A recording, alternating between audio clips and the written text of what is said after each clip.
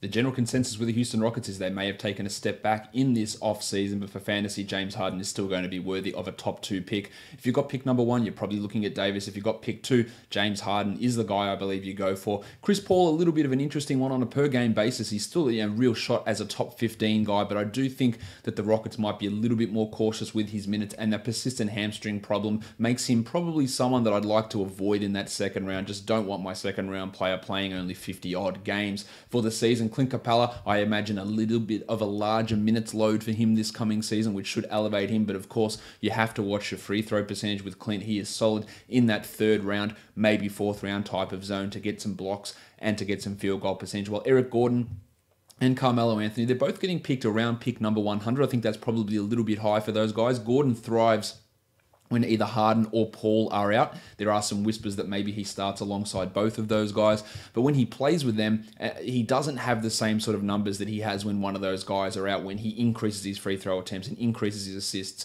and increases his usage and becomes that top 60 guy. But when they're all there, he just can't get those same amount of opportunities, and I think it's going to be more of the same for him. Melo is a late round flyer. Maybe he can recover some of that efficiency that completely went out the window in Oklahoma City last season. And then you've got the other presumptive starter, James Ennis and PJ Tucker. Not real great fantasy options, more deeper league players. And if you're looking really deep, I think Isaiah Hartenstein is an interesting type of player. Maybe he can snag that backup center role on the nights that Nene doesn't play. And he does have really strong fantasy numbers from his time in the G League, but not going to trouble the scorers in the majority of fantasy formats.